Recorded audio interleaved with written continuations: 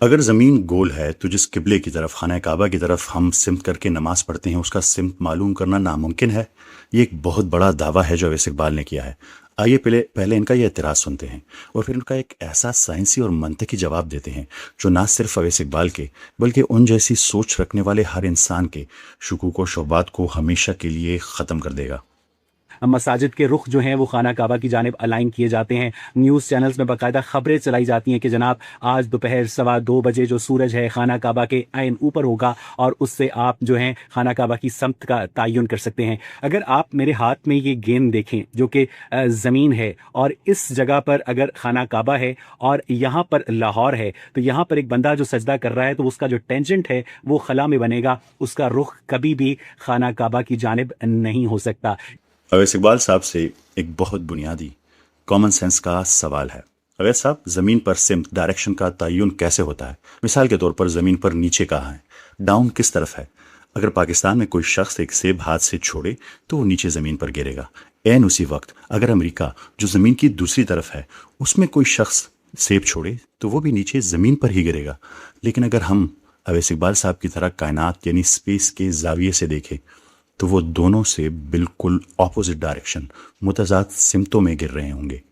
تو کیا ہم یہ کہیں گے کہ کیونکہ زمین گول ہے اس لیے امریکہ والے سیب کو زمین پر نہیں بلکہ خلا میں اوپر کی طرف جانا چاہیے؟ بالکل نہیں، کیونکہ سائنس ہمیں بتاتی ہے کہ زمین پر نیچے یا سمت کا مطلب کائنات کا کوئی ایبسولوٹ مقام نہیں ہے، بلکہ نیچے زمین کے لیے سینٹر آف گریوٹی ہے، زمین کی سینٹر آف گریوٹی ہے۔ جس طرح گریوٹی کی وجہ سے نیچے کا مطلب زمین کا مرکز ہے، بالکل اسی طرح زمین پر رخ یا سمت یا ڈائریکشن کا مطلب خلا میں جانے والا کوئی خیالی ٹینجنٹ نہیں ہے ویسا، بلکہ گریوٹی کے زیر اثر زمین کی سطح یعنی سرفیس کے ساتھ ساتھ چلنے والا راستہ ہے۔ اویس اقبال صاحب کا سجدے کو ٹینجنٹ بنا کر خلا میں بھیجنا بالکل ایسا ہی ہے جیسے کوئی کہے کہ امریکہ میں گرنے والا سیب آسمان کی طرف جا رہا ہے، جو بالکل غلط ہے۔ اویس صاحب کی سب سے بڑی غلطی یہ ہے کہ وہ کائنات یعنی کاسمک فریم آف ریفرنس کے تناظر میں بات کر رہے ہیں، جبکہ وہ خود زمین کی کش شکل کے اندر کھڑے ہیں۔ اگر ہم اویس اقبال والی ٹینجنٹ کی منطق مان لیں تو دنیا کی کوئی بھی سڑک، کوئی بھی ریلوے ٹریک اور سمندر میں چلنے والا کوئی بھی بحری جہاز اپنی منزل یعنی اپنی ڈائریکشن کی طرف نہیں جا رہا، بلکہ سب کے سب خلا کی طرف اشارہ کر رہے ہیں۔ ظاہر ہے یہ بات کامن سینس کے بالکل خلاف ہے۔ ہم زمین کے باسی ہیں اور ہماری تمام سمتیں، ہماری تمام ڈائریکشن زمین کی گولائی اور گریوٹی یعنی کشش شکل کے تابع ہیں۔ تو پھر سوال یہ ہے کہ ہم اس گول زمین پر قبلے کی سمت یا ڈائریکشن کیسے تلاش کرتے ہیں؟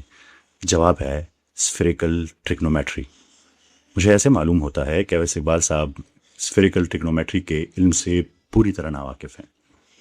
وہ شاید یہ نہیں جانتے کہ سمت یعنی ڈائریکشن معلوم کرنے والی یہ حیرت انگیز سائنس کس نے ایجاد کی تھی اور ہماری اس گول زمین پر یہ اصل میں کیسے کام کرتی ہے۔ آئیے ذرا اس کنسیپٹ پر غور و فکر کرتے ہیں۔ یہ اسفیریکل ٹریگنومیٹری کا جو کنسیپٹ ہے اس کا بنیادی مقصد گول یا کروی سطح پر فاصلوں اور سمتوں یعنی ڈائریکشنز کا درست تعین کرنا ہے۔ یہی وجہ ہے کہ دنیا کے کسی بھی کونے سے خانہ کعبہ یعنی قبلے کی سمت معلوم کرنے کے لیے اسی علم کا سہارا لیا جاتا ہے۔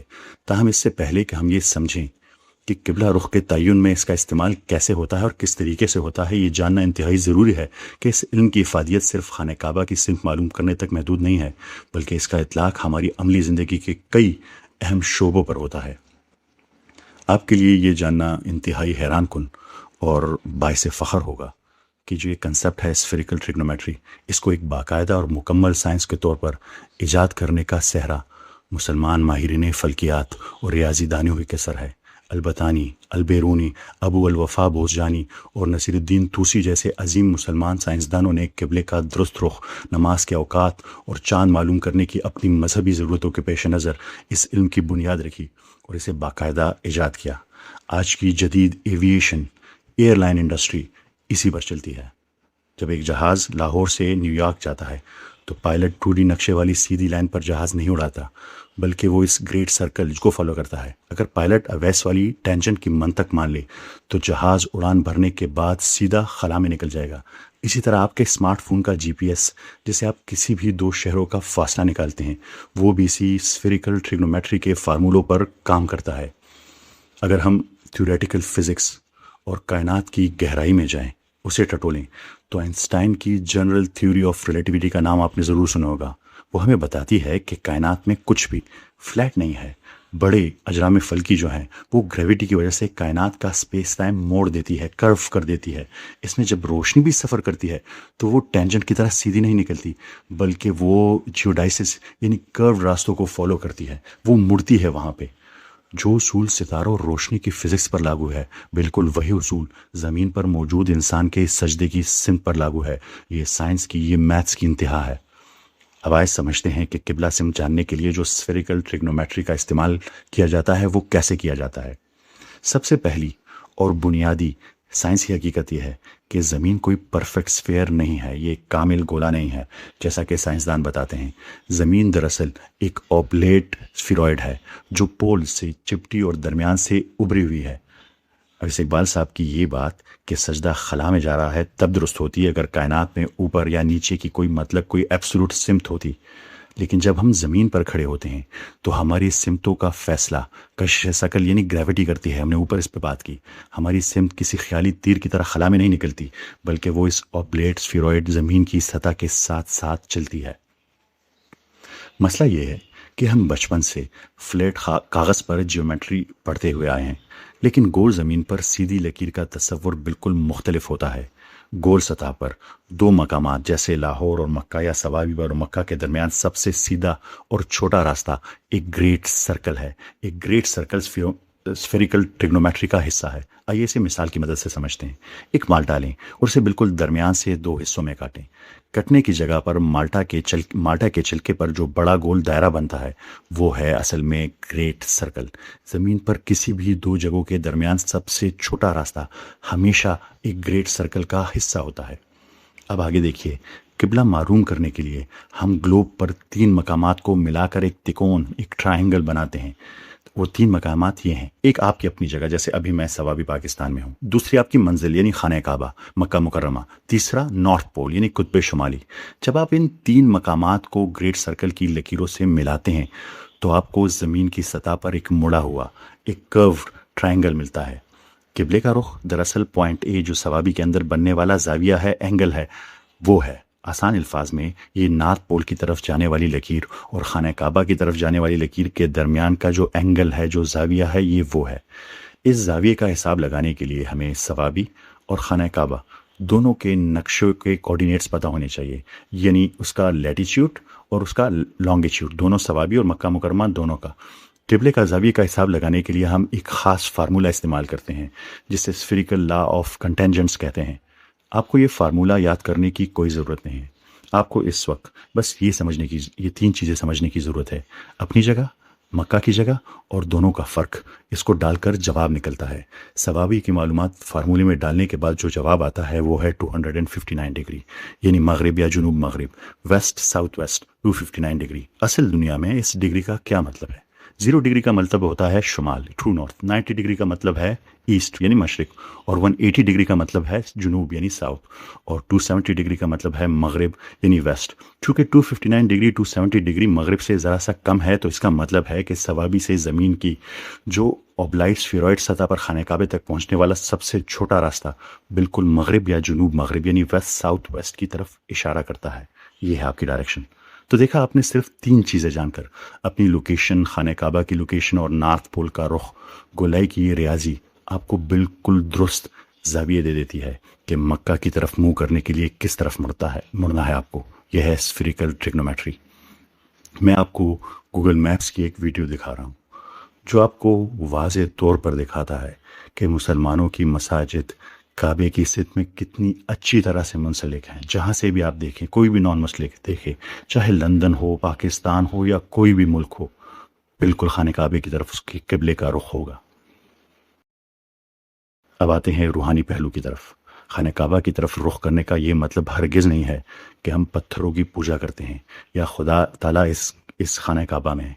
काबा सिर्फ और सिर्फ एक सेंटर ऑफ यूनिफिकेशन है, इत्तेहाद का मरकज़ है।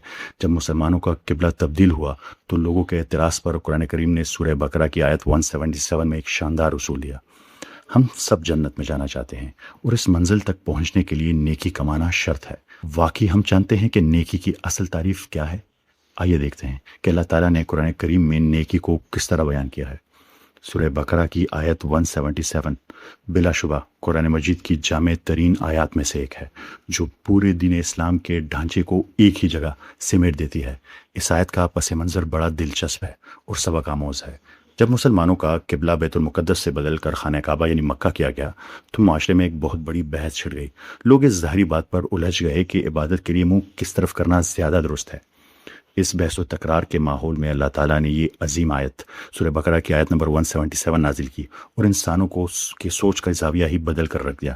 قرآن کریم نے دو ٹوک الفاظ میں واضح کیا کہ محض مشرق یا مغرب کی طرف چہرہ موڑ لینے کا نام نیکی نہیں ہے۔ ڈائریکشن یا سمت تو صرف ڈسپلن اور اجتماعیت پیدا کرنے کے لیے ہے۔ اگر ایک انسان کا دل اللہ کے خوف یا یوم حساب کے یقین یا انسانیت کی ہمدردی سے خالی ہے تو اس کا ایک خاص سمت میں کھڑے ہو کر محض ایک ظاہری ورزش، ایک فزیکل ایکسرسائز تو ہو سکتی ہے، حقیقی نیکی کبھی بھی نہیں ہو سکتی۔ آئیے اس آیت کو سمجھتے ہیں۔ قرآن کریم بتاتا ہے کہ نیکی کی عظیم الشان عمارت جن ستونوں پر کھڑی ہے، ان تین میں سے پہلا ستون آپ کا درست ایمان ہے۔ یہ آیت فرماتی ہے نیکی صرف یہ نہیں ہے کہ تم اپنے چہرے مشرق یا مغرب کی طرف موڑ لو، بلکہ اصل نیکی یہ ہے کہ انسان اللہ پر، یوم آخرت پر، فرشتوں پر، اللہ کی کتابوں پر، اس کے نبیوں پر سچے دل سے ایمان لائے۔ یہ وہ روحانی جڑ ہے جو انسان کو اندر سے مضبوط کرتی ہے۔ جب تک انسان کو یہ یقین نہ ہو کہ اسے ایک دن اپنے رب کے حضور کھڑے ہو کر اپنے اعمال کا حساب دینا ہے، اکاؤنٹیبلٹی دینی ہے، تب تک وہ تنہائی میں گناہ سے نہیں بچتا اور نہ ہی وہ بے لوث ہو کر کسی کے کام آ سکتا ہے۔ ایمان وہ بنیاد ہے جو اعمال کو وزن دیتی ہے۔ دوسرا، نیکی کا دوسرا اور سب سے اہم ستون انسانیت کی خدمت ہے، حقوق العباد کا عملی مظاہرہ ہے۔ یہ اس آیت کا وہ شاندار اور انقلابی حصہ ہے جو اسلام کی اصل روح کو بے نقاب کرتا ہے۔ ذرا غور کریں، اللہ تعالیٰ نے عبادات جیسے نماز اور روزے کا ذکر کرنے سے پہلے انسانیت کی مالی خدمت کا ذکر کیا، اور اللہ کی محبت میں اپنا مال خرچ کرتے ہیں، رشتہ داروں پر، یتیموں پر، مسکینوں پر، مسافروں پر، مانگنے والوں پر اور غلاموں کی گردنیں چھڑانے میں۔ یہاں اصل امتحان شروع ہوتا ہے۔ اصل نیکی صرف تسبیح کے دانے گھمانا نہیں ہے، بلکہ اپنی حلال کمائی کو، جس نے انسان کو محبت ہوتی ہے، اللہ کی رضا کے لیے دوسروں پر قربان کرنا ہے۔ نیکی کا تیسرا ستون عبادات اور اخلاق، عقیدے اور انسانیت کی خدمت کے بعد آیت کے آخر میں اللہ تعالیٰ عبادات کے قیام اور ذاتی کردار کی تعمیر کا ذکر فرماتے ہیں۔ اور نماز قائم کریں، زکوٰۃ ادا کریں، اور جب کوئی عہد کریں تو اسے پورا کرنے والے ہوں، اور تنگی، مصیبت اور جنگ کے وقت صبر کرنے والے ہوں۔ یہی وہ لوگ ہیں جو سچے ہو اور یہی متقی ہیں۔ ایک انسانی معاشرے میں کتنا ہی اچھا کیوں نہ ہو، اگر وہ اللہ تعالیٰ کا حق نماز زکوٰۃ ادا نہیں کرتا تو اس کی نیکی ادھوری ہے۔ اسی طرح ایک انسان کی اخلاقی پہچان اس کا کردار ہے، وہ جو وعدے کرے اسے نبھائے، اور جب حالات سخت ہوں، بیماریاں آئیں یا مالی تنگی ہو تو وہ گھبرا کر اللہ تعالیٰ سے شکوے نہ کرے، بلکہ صبر کا دامن تھامے رکھے۔ یہ پوری آیت دراصل اس بات کا اعلان ہے کہ اسلام میں نیکی، رائچیسنس صرف مسجد کی چار دیواری کے اندر کی زندگی کا نام نہیں ہے، یہ ایک مکمل لائف سٹائل ہے اور ایک جامع پیکج ہے۔ آپ کا قبلہ درست ہو تاکہ امت میں اتحاد آئے، آپ کا عقیدہ مضبوط ہو تاکہ دل میں ایمان کا نور ہو، آپ معاشرے کے کمزور طبقوں خصوصاً یتیموں اور مسکینوں کا سہارا بنے تاکہ خدمت خلق کا حق ادا ہو، اور آپ کے عبادات، اخلاق اور وعدے سچے ہوں تاکہ آپ کے کردار نکھرے۔ اگر ایک انسان کی زندگی میں یہ سب اجزاء موجود ہیں تو قرآن سرٹیفکیٹ دیتا ہے کہ یہی وہ لوگ ہیں جو سچے ہیں، ورنہ محض ایک سمت کی طرف منہ کرنے کا نام دین نہیں ہے۔ ویسے اقبال صاحب، ہمارے پیارے نبی کریم صلی اللہ علیہ وآلہ وسلم نے خانہ کعبہ کی طرف دیکھ کر فرمایا تھا، اے کعبہ تو کتنا عظیم ہے اور تیری حرمت کتنی زیادہ ہے، لیکن ایک مومن کی جان اور عزت کی حرمت اللہ تعالیٰ کے نزدیک تیری حرمت سے بھی زیادہ ہے۔ تو دوستو، بات صاف ہے، ہمارے سجدے زمین کی فزکس سے مکمل ہم آہنگ ہے اور ہمارا رخ کعبے کی طرف اتحاد کے لیے ہے، لیکن اصل منزل انسان کی بھلائی اور اللہ کی رضا ہے۔ امید ہے ابھی آپ کو سمجھ آ گیا ہوگا کہ ہم خانہ کعبے کی طرف نماز کیسے پڑھتے ہیں۔ آپ سب کا بہت بہت شکریہ۔ اللہ حافظ۔